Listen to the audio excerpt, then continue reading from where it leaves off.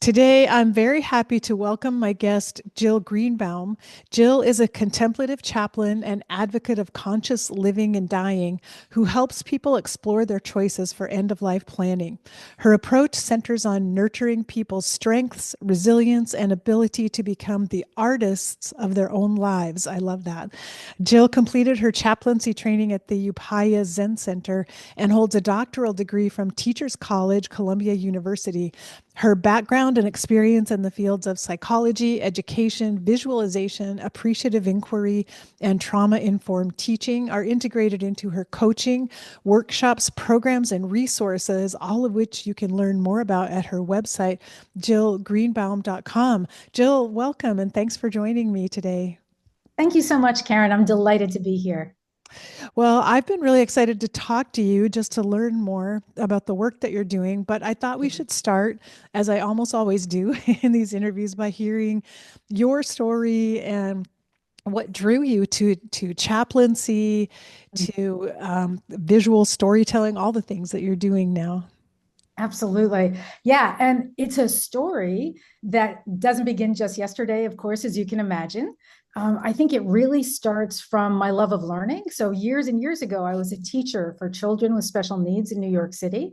So, a teacher, a principal, and administrator. And I love to learn new things. I love to share those things with other people. And that was part of getting my doctorate at Teachers College in curriculum development, because then I can take what I've learned and share it with other people effectively. And so that's a piece of it. Another is that, and more recently, was in 2020, I am a formal student at the New York Zen Center for Contemplative Care. And I was taking a course there in 2020 called Living Fearlessly, which is all about really confronting our death. Confronting sounds very challenging, really getting used to the idea, getting comfortable with it, talking about it and normalizing it. And in the course, we needed to write our obituary, which I think is a great thing to do. However, I'm a visual practitioner. So I think when people are talking, I think of what are the images that go with that, or what text can I combine with it? And so for my assignment, instead of writing my obituary, I drew it. And I also used photographs, and it became more of a collage, which then led me down the path of like, wow, this is so cool. How can it be used in other ways? And that was really my beginning of thinking about end of life planning as another area that I didn't know enough about, but was so important to me and everyone.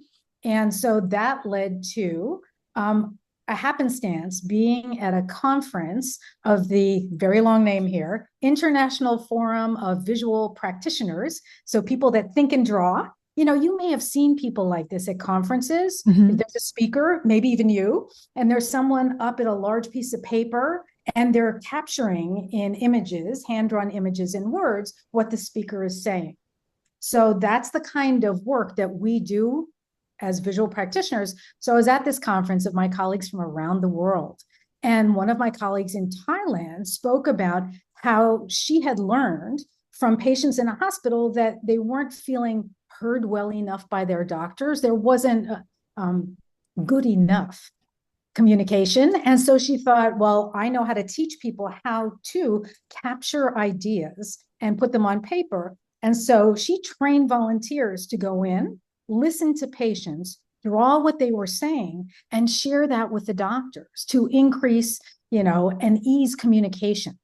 And I was like, that is fascinating. And a few other people on the call felt the same way. And so back in 2020, half a dozen of us from North America, both Canada and the United States, developed a group called Violi, Visualizing End of Life Issues.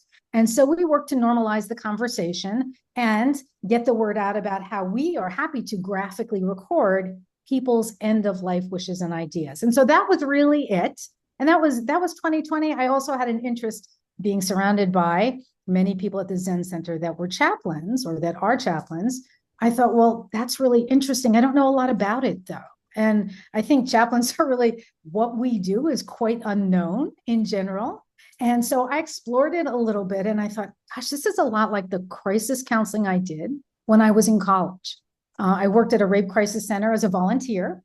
I went to Clark University in Worcester, Massachusetts. And so I did that volunteer work while I was there. I moved to New York City and worked at St. Luke's Roosevelt as a volunteer and on the steering committee for the rape care program and New York Women Against Rape also, and then moved to New Jersey and became the volunteer director of a rape crisis center. And the reason this is all relevant is because working as a chaplain is very often working with people in crisis. It's having the capacity to sit and to listen and to be with them and help them identify their inner strengths or their need for peace and quiet, stillness, just someone to be with them and a companion. And so turning to chaplaincy felt very much like that to me. It was like going back to my roots. And so I'm shifting everything I do into that kind of work and taking everything with me. Oh, I love how you're synthesizing all of it together. And I personally really resonate with this idea of using visual Mhm. storytelling. I think many of us learn that way. Like when I hear a story, I picture it. I see pictures of it in my head. And I think that's kind of what you're talking to. But just one question, just for me to learn from is, you have to Of be an course. artist, quote unquote artist, in order Oh, to do visual storytelling. Because I think many of us would think, oh, there's no way I could ever draw that. I'm no artist. I couldn't draw what I see in my head. absolutely. I'm so glad you said that because one of the things I was thinking about before meeting with you today was I'm so, like any expert, right? We're so steeped in what we do that we take certain things for granted. And so I'm so glad you raised this because for me, the drawing that I do is not art, it's communication. Hmm. And so that lifts the burden of having to be Georgia O'Keeffe, right? Or maybe Hmm. you think you're more like Picasso, actually, right? But the reality is, you just need to be able to communicate what you're thinking and feeling. And that's partly by drawing images, but it's also by combining it with text. So it doesn't have to be exactly right. And so that's really important to me, to help people realize we all make marks every day. Even if we're on the computer a lot, most of us do grab a pen and paper at some point during the day and we're making letters.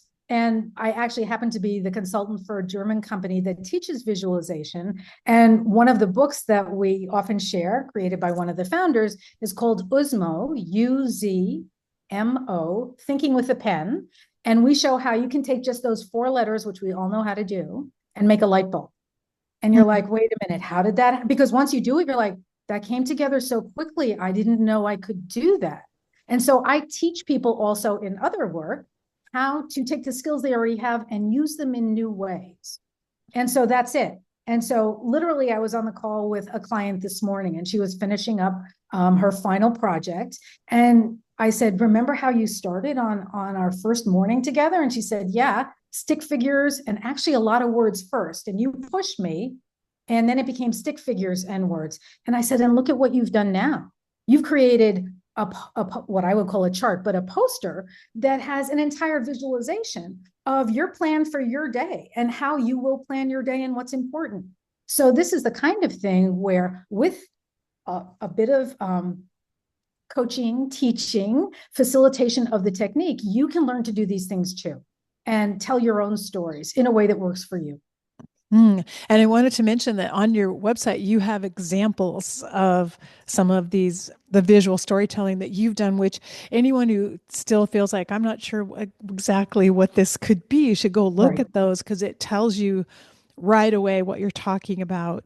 And Absolutely. it's okay to draw stick figures. Sometimes that Right. exactly conveys the message that you need to convey. And I was remembering a retreat that I went to a number of years ago, and we had a visual storyteller at the retreat who was Mm-hmm. making notes every day. I still have the images she drew in my head when I think of that retreat and some of the really profound moments. What comes up Yes. first are the images that she drew. They're connected Yeah. in my memory, and it's so very powerful, and it also just evokes a lot of emotion. Absolutely. And the learning and the immersion is so much richer because we are using so many different parts of our brain, right? We're bringing those pieces together. So you raise such an important point. And you're right. It's funny as we sit here talking, when I say a picture is worth a thousand words, right? Because as soon as you go to the website, you start to see that what I'm doing is not complex, that they are really simple shapes. And our brains are so complex that we can take something that's very simple, recognize it, and work with it. Yeah, it was when I think about what was drawn at our workshops, sometimes it was the relationship of one image to another and how there was this meandering path all around the page of, Exactly. oh, we went here, but then we went over there and then we went back to this topic. And that was very telling also, seeing how just the shape and the pattern of our whole interaction together and how that looked on paper. Absolutely. And so one of the things that came out of our work in Violi was coming up with a protocol that we've all gone our separate ways with it and we do it a little differently. But at this point, I'll work with someone if they want to imagine what their final days will be. And I guide them through a process by asking a series of questions that are just prompts, right? They decide what they want to answer and how they want to work with it. But it's very much like what you're talking about is who are they, and they end up in the middle of the page, and then where do you want to be, who do you want to be with, what would you like the environment to be like, and literally walking them through the imagining of what their final weeks and days will be like, and then capturing that, being a story catcher and drawing that for them and then giving it to them. And what I found in general, and I hope this will change over time, is that I work primarily with women who use it as a tool to talk with their partners or their families about what their wishes are, because as you know, it's often so hard to start these conversations. Oh, so true. I'm just already picturing it, like the power of being able to sit down and have visual images that people look at and say, "Oh, wow. Oh, look at that. Oh, I get that. I get what you're saying."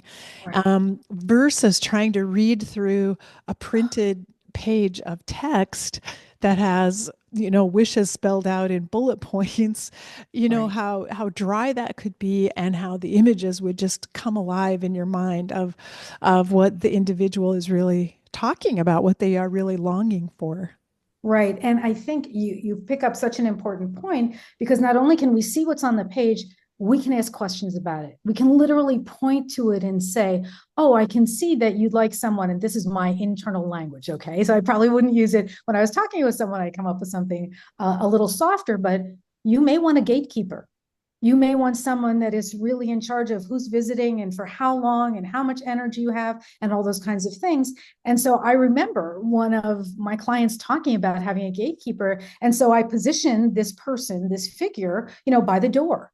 It's very subtle, but who's gonna play that role for you? And this woman had already decided her best friend was going to play this role and ensure that everyone was comfortable. And it served everyone in being together. Hmm. I was thinking this drawing could serve in a way also as a vision board almost. Like this is a vision of what I would like for the end of life, and it could be up on the wall or a bulletin board or something where you look at it and remember, like, am I making the choices that lead me toward what I want? Am I fostering the relationships? Am I doing my inner work or whatever it is that will help make this vision a reality whenever that time comes? Exactly. Yeah, beautiful. Wow. So that's very interesting. When you work one-on-one with someone, you create the graphic. Do you ever encourage them to do their own drawing? Or I mean, I guess that's an entirely different step because some people aren't comfortable with drawing at all. Right. So I love that you asked the question, because I haven't done the folks that have come to me so far. This is a big enough step, and they're just like, I would like to talk, and I have some ideas, and I want to work them out, literally. Imagine them and reframe them and talk with you about them.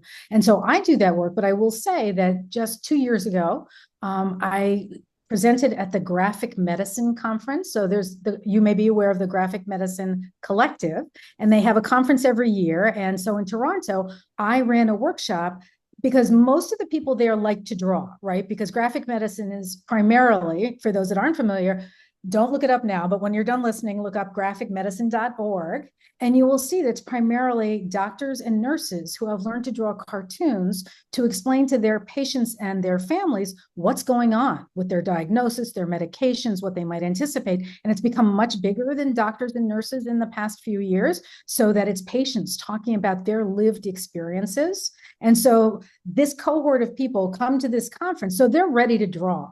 And I love to make zines, the little handheld booklets that Hmm. have like 8 pages. So I did a session on zine making and gave prompts for 8 different panels. And so people drew their own stories there in relation to the prompts that I gave them. And so they did that work, and some of them stuck with the prompts, some of them went their own way, which is what they should do. And then they partnered with someone to share their stories with each other before we finished up the session. Incredibly powerful. People drawing their own materials. But you're right, people need some skills to do that, so that they don't get stuck on, I don't know how to draw a body lying in a coffin. Right? You don't want to get stuck there. You want to know, like, this is good enough, right? It's a little body, it's an oval shape, and that's really fine. But what's most important is who's surrounding the coffin and what are the rituals that will be there. And we often think, like, gosh, I don't know how I'd represent that. And I'm like, well, if you're talking candles, let's think for just a minute. You can deconstruct that. But that's a whole lot of work when you want it to be as easy as possible, and the focus to be on what you're saying as opposed to how you're doing it. So the reality is, yes, I could teach people to draw, and then we could do that. And actually, I've talked with a death doula that I've studied with and said to her, you do this kind of work and I do the visual piece, and maybe we'll come together so people can learn how to draw, and then they can do, this is Francesca Arnoldi, they can do their death journaling by drawing part of it, because that's what I did when I took the course with her. Right? So everyone around me is writing their notes, and I have a notebook full of drawings. Same Oh, material, completely different. I love that collaboration. That really makes sense to me. And then I'm sure in any group, there'll be a handful of people who probably do draw in their journal. I mean, they For doodle, sure. they draw pictures always Right. when they're doing something. They might Yeah. be really comfortable with the drawing aspect, but it's a great way to just serve the needs, how people learn best and how they express themselves best. But Exactly. having you on hand to create the drawings for Mm-hmm. those who are not comfortable with drawing themselves.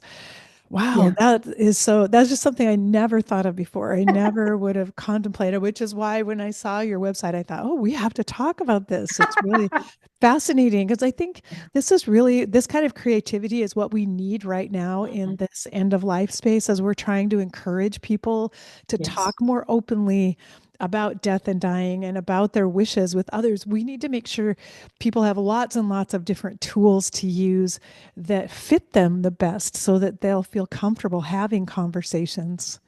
Absolutely, Karen. You remind me of another way that we can use these tools just for ourselves, even if we don't share them with anyone else. So, in doing my chaplaincy training, I did my clinical pastoral education internship at a local hospital during COVID. And so I was there, and every day, I walked around, I visited with patients, and I always had my little shoulder bag with me that had a marker and some blank file cards, in addition to a rosary and a prayer book and a few other things. But the reality is that there would be times where things were very intense, right? And I think it's important to process what we're going through appropriately in the right place at the right time to the best of our ability. And so there would be times after being with a patient or a patient and their family that I would find a quiet place to sit for 5 minutes. I would take out a file card and my marker, and I would just do a quick drawing and write in some of the dialogue or some of what I was thinking and feeling. And so I have in a box in my studio, I have over 100 drawings of my semester in a hospital doing that work. And it's all my processing. And so I did it then to help me then. And then as I did my chaplaincy training and learned more about how I was going to bring all of this together, all of my training, I went back and created a brief memoir of the highlights of my experiences. And so I went back and looked at everything I had done with the new lens of time, a year and a half difference, and could see and understand things differently. And there's beauty in that also. Mm. Oh yeah, so true. I think that's a really wonderful use I find just for journaling or making Mm, any kind of record is being able to look back and recognize, oh, like I really have made progress. I didn't even know yeah. that until I was able to look back. So it's perfect to use for reflection. Yes.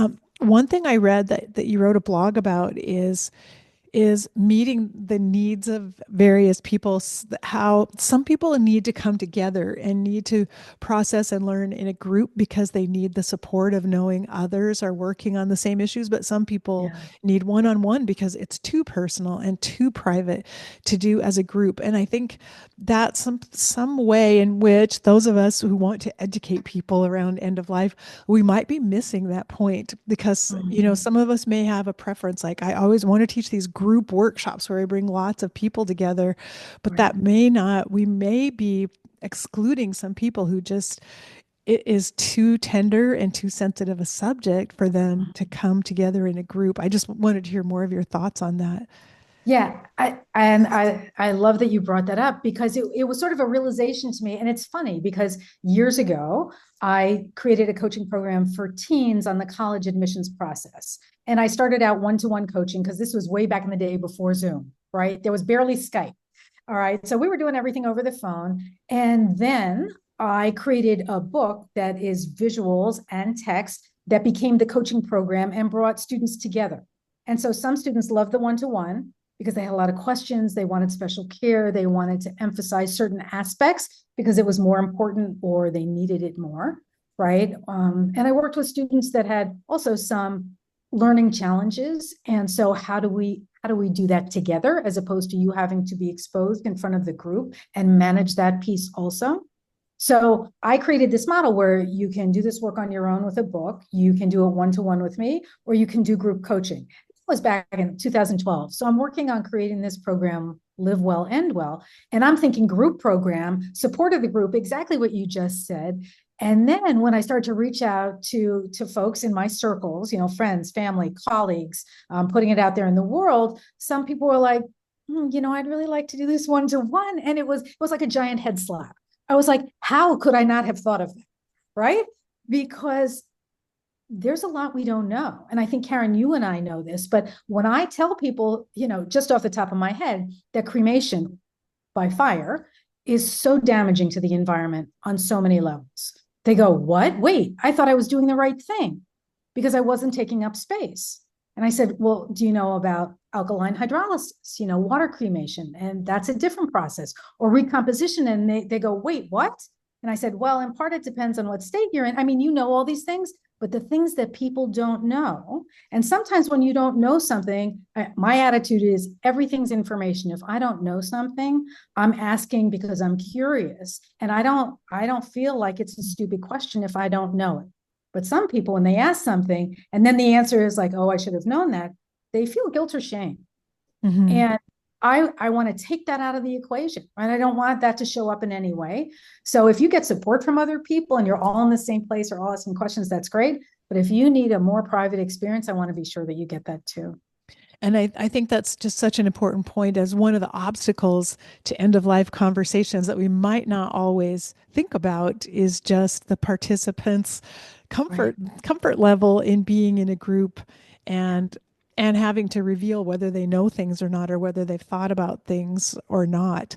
And so it's really good for us to increase our sensitivity around Mhm. those areas as we do our planning for just how do we educate people. And I don't know, are there other obstacles that you found in your work with people to doing advanced directives and making end of life planning, other things we should be aware of? Well, I find the biggest obstacle is that people feel it's going to either be a checklist, right? I'm going to tick these things off, or it's so big and overwhelming. I have absolutely no idea where to begin, right? And to me, the checklist, I think one of the dangers that can happen is that you think if you've checked off the list that you've done everything you need to do, and it could just mean you've done like the legal and the financial, the trust, the wills, the advanced directive, and that kind of thing, but you haven't done the thinking or the values that are associated Hmm. with the work. And so, just to take an example in my own family, I believe in recomposition, meaning where I would become dirt and I would be useful for the environment. I live in New York. I've been in touch with the companies that do it. They're out west. And the one I'm most interested in said, we're not coming east anytime soon. And so, could I have my body shipped there because it's so important to me? That's my value for the environment. The answer is yes. And the reality is, when I die, it's in part about me And it's in part about my family, right? And how do we bring that together? I would never put my husband or daughter, should they survive me, right, through the tasks of putting my body on a plane and sending me across the country and following me there. And so what I'm taking away from this, or the point I'm seeking to make, is we have to do the values work to understand why we're making the decisions that we're making so that we can clearly articulate them to other people. Because I saw in the hospital, I've seen it in other settings also, where family members know different pieces of the story of what the person wants. And it's, well, how long ago did you hear that? Or this was told to me in confidence. And then it becomes such aggravation and tension between members of the family. So knowing your values, articulating your decisions, sharing them with your family over time, because they may change, right? Laws change. In New York, we don't have medical aid in dying yet. I'm hoping that we will this legislative session, but I'm not sure. But that's important to me. And so that affects my paperwork and my thinking about what I want and how I'll get it. So another piece is, I think people would like to think this is one and done. Like, I've checked off the list, I've done all those things, it's really done. I've got it in a place, everybody knows where it is, and we don't have to talk about it anymore. But I don't think that could be further than the truth. Those are such good points to remember that, while on the one hand, we might encourage people to dream up their perfect funeral and what that might look like, we have to encourage them to integrate that with what's really possible where they live and with the family that they have, so that they're not creating a plan that no one else could ever institute for them or make happen. Right.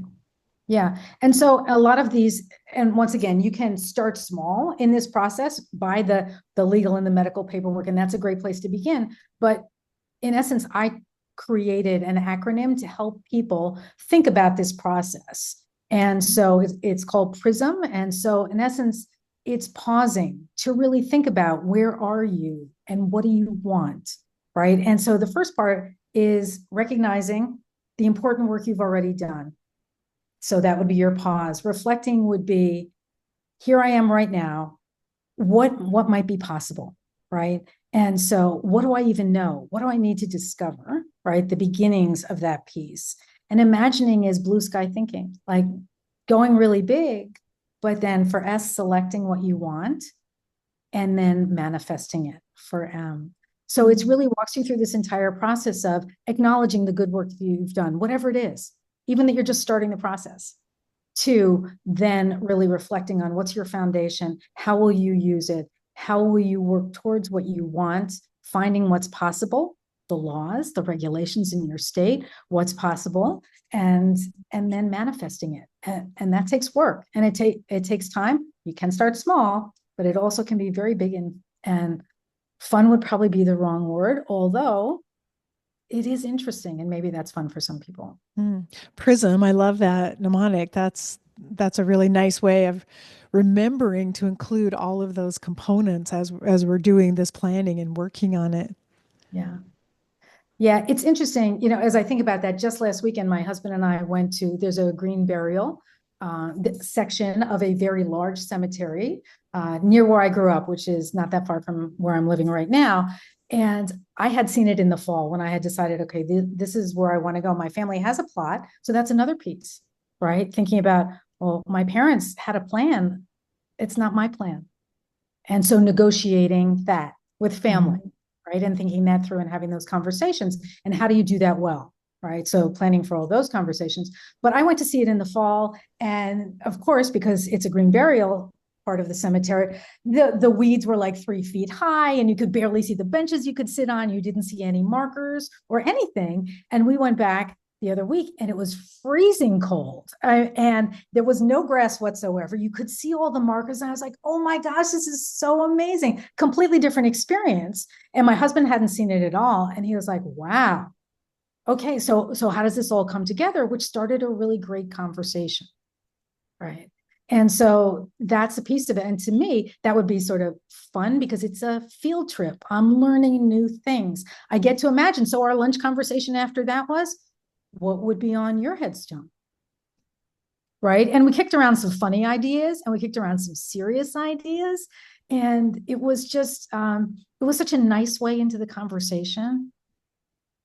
And so it was an adventure, and one that brings us closer to what we both want and being clear about what we both want. Mhm. I love that. And that's again, that's a conversation that will be remembered because it included an adventure. You can't forget that. And so that won't be overlooked or won't be forgotten in the future. Yeah. And it was, it was also a way to bring our daughter into the conversation and talk a little bit more about, where we're at and what she needs to know and, how she's coming to this and, just how big is your family? Who are you telling? How much are you telling? And what are the ramifications of all of that? And so that can feel big and overwhelming. So part of it is just deciding, where are you now? What are you doing well? How do you step forward from there? Mm. Yes, I love that. It's just such a good reminder. Again, it's all about the stories that we tell Mm. uh, and the ones that we want to become part of our legacy and continue to be told. And when we to go back to the visual storytelling, I'm wondering if that's something, say if there's someone out there who's doing end of life education that Mm. would like to add that as a tool, can they be trained to do the graphics, to do the drawings? Absolutely. I'm happy to say that our field is pretty big, meaning it's all over the world. There aren't that many of us, but it is all over the world. So people can absolutely learn how to do the drawing. They can do it on their own through learning about sketchnoting. They can, of course, do it through me and my colleagues from Bicablo around the world. And I'm happy to refer people to. If you live, if you're in Singapore, I have a couple people to recommend to you. It's that kind of thing. So there are people all over the world that teach this. Of course, particularly since the pandemic, there is so much that can be learned online also. So you can do that work. What I find, once again, the group experience is so nice because you're kind of all in it together and you all learn from each other in the process. Mm. And so I think that's a great way of doing it. And I was thinking of something else. Well, the other reality is that I often do workshops. For instance, Greenwood Cemetery, not that far from me, in Brooklyn, incredibly beautiful place. And so I did a workshop there on creating your visual obituary. I Mm. did the same workshop for Lifting the Lid, which is, as you know, online, the International Festival of Death and Dying. And that happens once a year. And I did a session there, and it's up on YouTube now. So literally anyone could watch that. That's not so much about the drawing, but it is creating your visual obituary, which is, I would say, a little different than a life review. To me, a life review is more full, and that's a wonderful thing to do. But when I've created and run sessions for visual obituaries with Zen peacemakers or at cemeteries or wherever, people tend to do a giant collage. They bring in their marriage licenses, their teaching licenses, their certificates, their diplomas, their birth certificates. I mean, you name it, pictures from favorite vacations, recipe cards, mementos, and they create something. And this is something you could even create for yourself before your death. So it's shared with other people. And so I've done that in senior living communities. And that's something, once again, that I created. You can learn about it on YouTube through the Lifting the Lid Festival, the video that's there, and then take it and make it your own. So whether you are, shall we say, a mere mortal who's not into doing the kind of work that maybe you and I do or end of life work, but you just want to do this for yourself, you can learn to do that, as can those who are in this field by just attending a session and then making it their own. Absolutely. Yeah, I think that's the beauty of it. It can become whatever you want it to be. Hmm. I love that. In the past, in some workshops I've done with people, I've had people create what I called a life journey map, kind of a map of your life and where has it been and where have there been detours when you thought you were headed this direction, but you got detoured and something Sure. completely different ended up happening. And drawing images or using colors or whatever representation. But I love that those two come together really well in my mind of using that as a type of a virtual obituary that you're really showing your map and your journey to all of your loved ones as a way to remember you. And they might find out there are things on your map they didn't even know about, stories they never heard before. Absolutely. And it makes me think when during my chaplaincy training, I needed to create my lineage chart, which would be very similar to a life review. And what I drew on the iPad, actually, so I do a lot of drawing there also, was I drew a giant tree. And instead of leaves, it was all different color hearts, well, 4 different colors of hearts. And then I took photographs of everything from family photos. Both of my parents are deceased, but family photos, photos of me growing up, my birth certificate, my diploma from teachers college.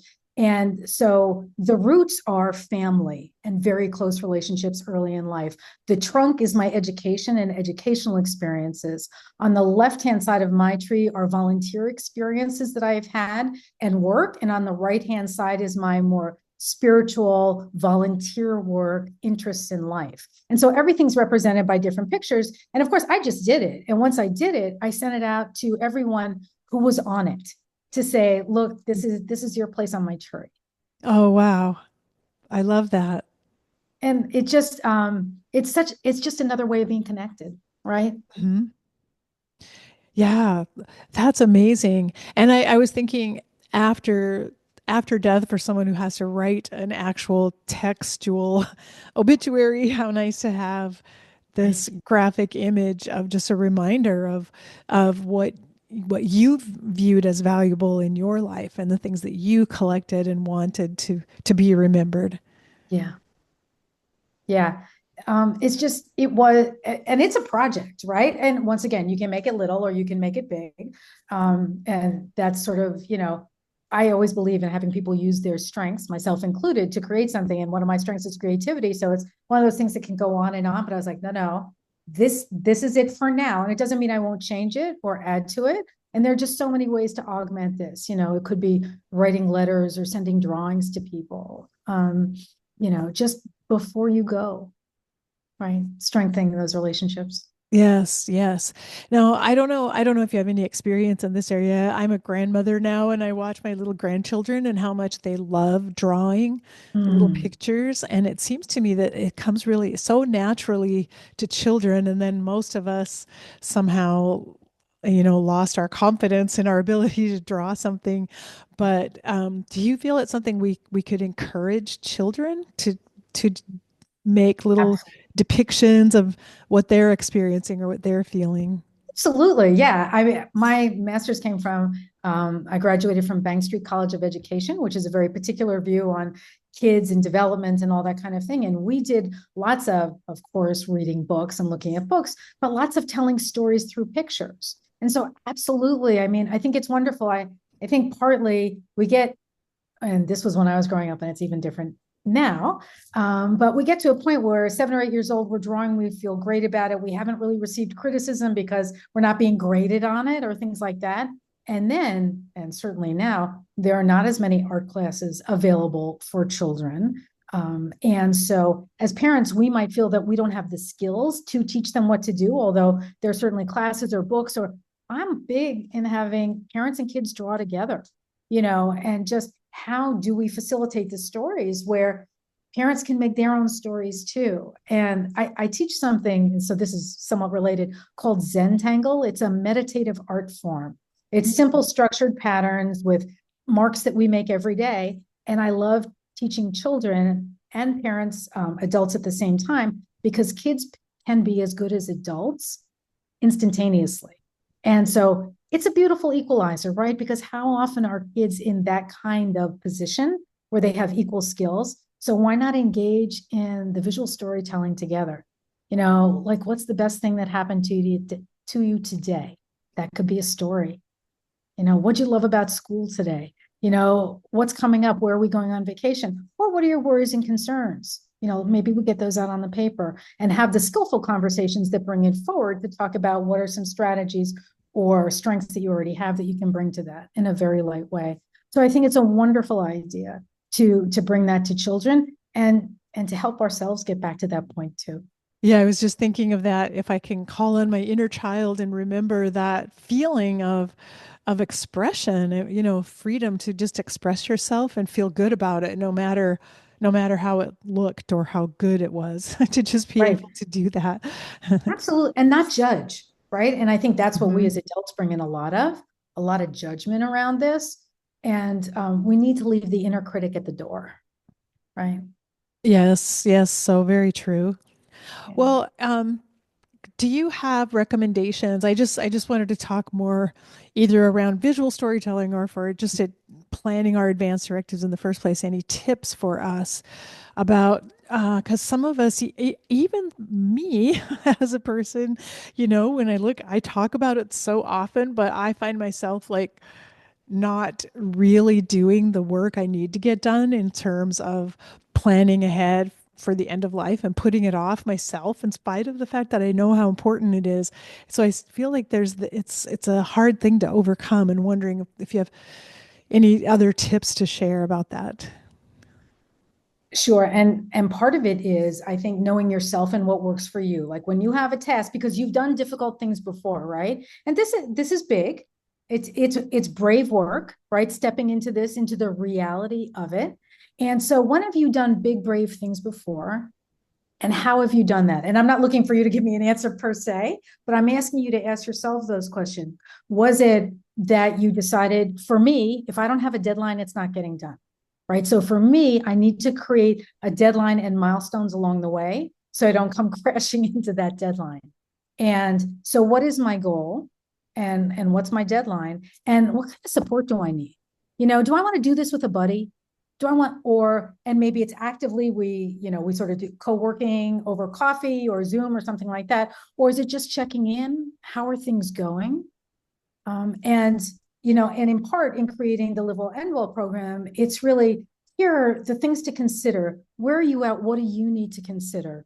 What kind of information do you need to create the decisions that you have to make?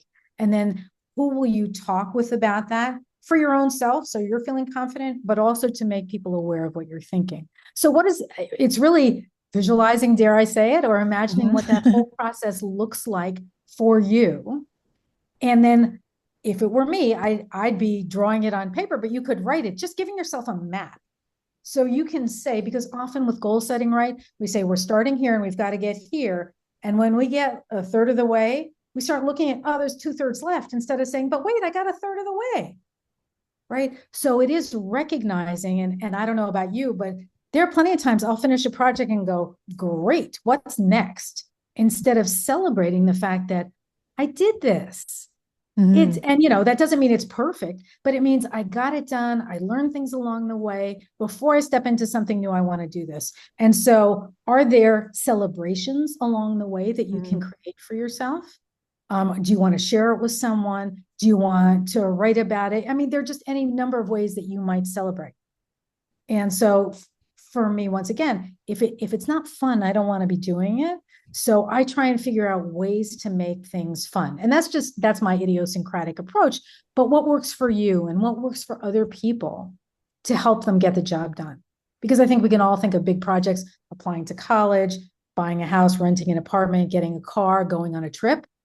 We plan all these things, and we don't do this for many reasons, but we Mhm. can. And we need to realize we really can. Yeah, it's so true. And not doing the planning will have an impact on us, but even more so on our loved ones who Yeah, are left behind if we don't take the time, do the planning, write it down, or draw the picture of it so that they can right. see what it is we have in mind. Absolutely. And it is too. And I think this sometimes gets forgotten. It depends on where you're reading and what you're thinking about. But it's the nitty gritty too. It's like, what is our digital footprint? And, did you know there's a place you can go on Facebook to essentially take down your page and have it become no longer live, where people are getting notices? And that's a very, you know, current explanation, but I can tell you in 2015, my dad was a very generous man. He gave to a number of charities, having no idea, I'm sure, that I would have to reach out to every one of them, send them paperwork. They would have to sign it, notarize it, and send it back to me. And it put probably another year into the process of getting his estate finished. So what it has done for me is after this year, because I'm reading the book A Year to Live, which I think is a great book by Stephen Levine, Mm, because yeah. first you start reading it and it's a book, because the premise is that you have literally 1 year to live, and how will you do that? And I picked it up and I started reading it. I was like, oh, okay, I'm reading a book. It's a slim volume, doesn't take you long. And then like the third week I was into the process, I was like, oh, I'm really changing things. And Mm, so literally after this year, every charity I give to is getting a one-time donation. I know they'd like it over the year because it's better for their finances, but I don't want my family to have to track down all the places I'm giving money to, mm, get that squared away. So wow. it's right down to brass tacks, right? Like, how do you want to live your life every day? And, some people, I was at a gathering in the city where it was terrific. It was put on by a nonprofit. People came together. It was free. We'll help you fill out your advance directive. We'll talk with you about this. We have experts in the room and all of that. And I was sitting as a mortal. I just walked in because I had friends that were doing the supportive people. And we sat in the room, and one woman started talking about, well, I'm confused about a DNR and what do I do it? And ultimately she said, I'm still kind of confused. I know I'm going to have to talk to somebody else, but I don't need to worry about this. I'm healthy and I'm 50. And I'm going to be honest with you, my heart started beating faster because I thought, we are talking at 30,000 feet here. Everyone's come, and not everyone, right? But this particular conversation is at 30,000 feet. I don't need to worry about this. And with my heart beating, knowing that this would be one of the few places I could say this, where I would at least get some recognition like, oh, you're right. And I said out loud, I said, no one on that plane that went into the Potomac expected to die that day. And we need to acknowledge that this is given right now and nothing else is given. And for me, yes, that can be a scary thing. It can also bring me up short and say, am I living the life that I want to live? Am I living it now? And if not, what do I want to change? And so it's that kind of thing, like, wait, like, whoa, all right, how many credit cards do I have? How many social media accounts? How many charities do I give to? Am I leaving that all to somebody else to work with? Will they even know where to find the information? Have I organized it for them? So we need to do that work. Hmm.